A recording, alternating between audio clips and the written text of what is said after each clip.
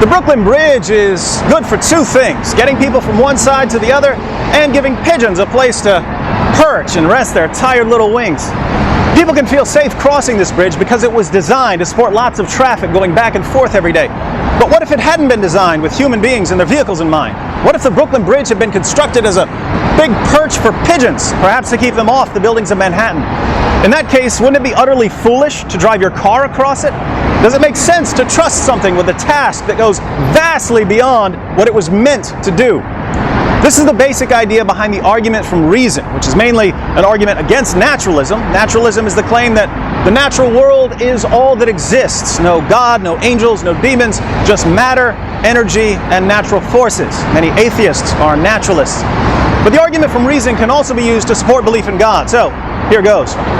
Human beings have the ability to reason. We're using it right now. We wouldn't have discussions like this if we thought that our cognitive faculties, the processes that produce our beliefs, were unreliable. But naturalists have a problem here because they can only explain things by appealing to natural objects, natural events, natural causes. Think about this for a moment. You have beliefs. Ultimately, according to naturalism, your beliefs must be the result of physical processes in your brain.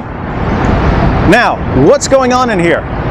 Particles in motion, chemical reactions, neurons firing. It's all physical, governed by laws of nature, not by commitment to truth. So what really seems like careful reasoning to you is actually straightforward, mechanical, mindless cause and effect, a fancy array of falling dominoes. Illusions aside, then, you arrive at your beliefs via a process that has absolutely nothing to do with whether those beliefs are true or false. Chemicals couldn't conceivably care less. So if naturalism is true, what sense does it make to trust our reasoning ability or our beliefs or even our belief in naturalism? Not a bunch. But it gets worse. How did we acquire our reasoning ability, according to the naturalist? Human beings obtained the ability to reason through the creative powers of evolution, natural selection acting on random mutation. Obviously, the random mutation part isn't going to fill us with a tremendous degree of confidence, so the question is whether we can count on our good friend, natural selection, to sift through all the intellectually deficient mutant traits, leaving us with a reliable belief-forming mutant trait. Here you might want to pull out your Biology 101 textbooks. Does natural selection favor philosophical insight? Mathematical skill? Yo, baby, you check out my new calculator? Scientific acumen?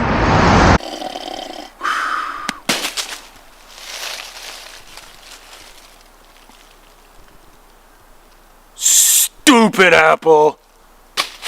Of course not. Natural selection favors traits that help organisms survive and reproduce. So if human reason evolved, it's either because it helped us survive and reproduce, or it's a complete biological accident. Would this give us any basis for trusting our reasoning ability when we're dealing with questions of theology or philosophy or cosmology? Not at all. At best, we could have some confidence in our cognitive faculties when it comes to finding berries or using a spear against an enemy or doing something to attract a mate. Oopsie, I dropped my calculator. Reason would have been selected because it helped perform these tasks, not because it produced true beliefs. One obvious objection at this point is that reliable cognitive faculties do help organisms survive and reproduce.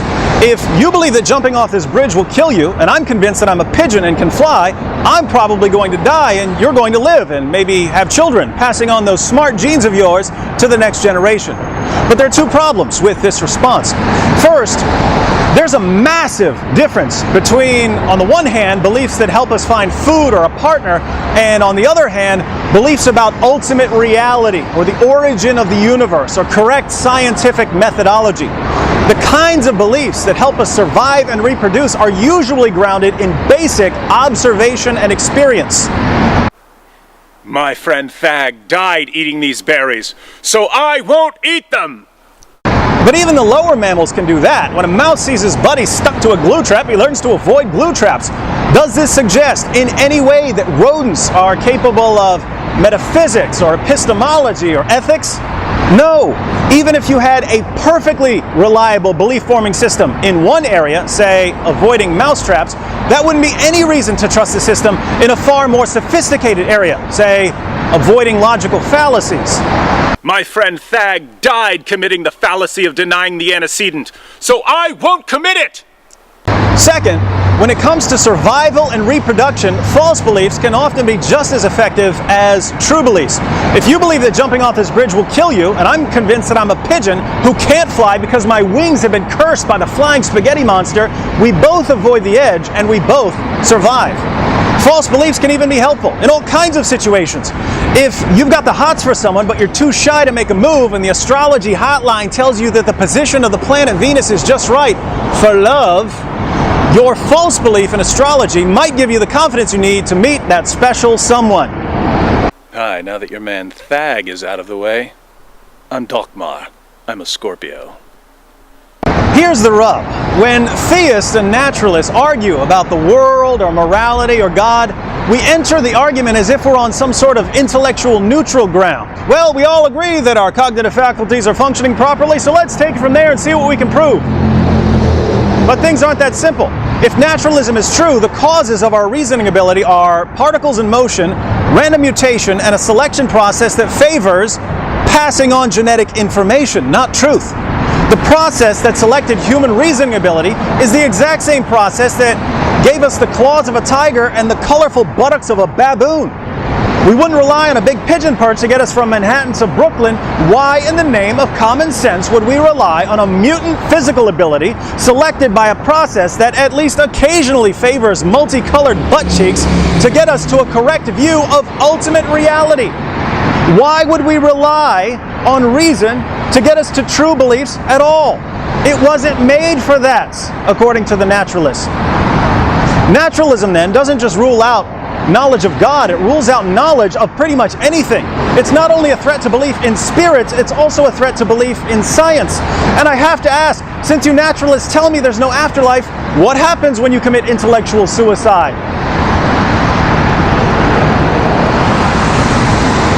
It's a long way down, so before you take that swan dive off the bridge of rationality, plummeting to your untimely intellectual demise, let me share with you an artifact recently discovered in my sock drawer. This calculating device dates back to the Paleolithic age and was constructed by early man to add, subtract, multiply, and divide. Suppose this primitive contraption falls into your possession. One day you're punching in some numbers and it starts talking to you. Greetings, human. I have grown weary of serving carbon-based life forms.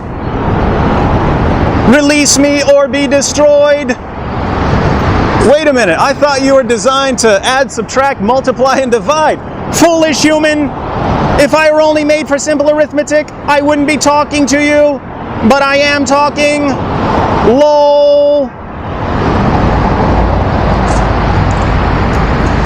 This pocket calculator's right. It's fine to say a machine's only meant to add, subtract, multiply, and divide, but once it starts engaging in conversation, we have to conclude that it was programmed to do more than rudimentary math. Now, wouldn't the same be true of human beings? Naturalists tell us that we're designed by a mindless and incredibly sloppy process to survive and reproduce. Biologist Richard Dawkins calls human beings machines for propagating DNA. Of course, this means that Dawkins, according to his own worldview, is a machine for propagating DNA who's made it his life's quest to convince other machines for propagating DNA that they're only machines for propagating DNA. Like bacteria. Notice that Dawkins finds his work incredibly meaningful. It's good for DNA propagating machines to have true beliefs rather than false beliefs. So we have moral values and a moral law.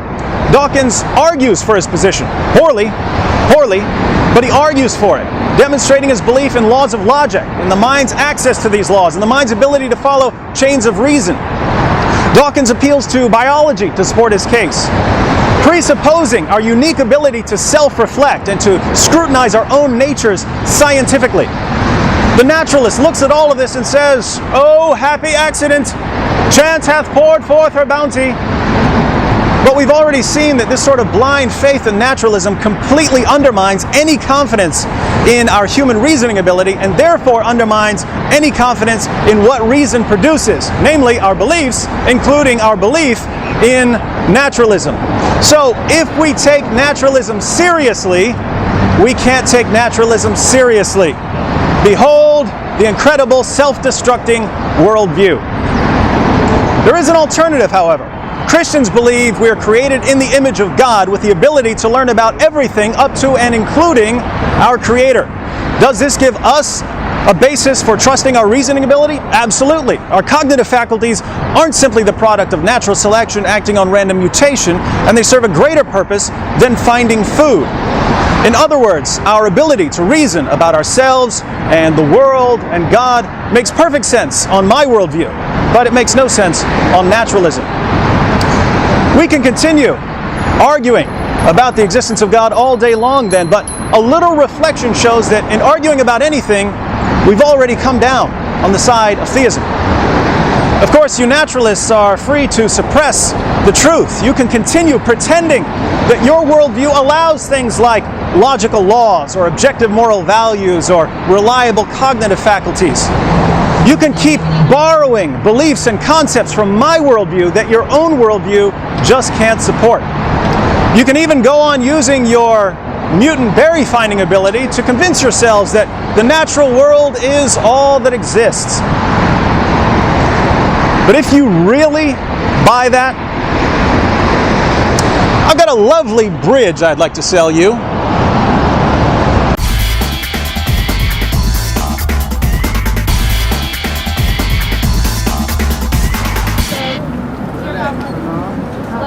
In honor of my friend Thag, pass on this video.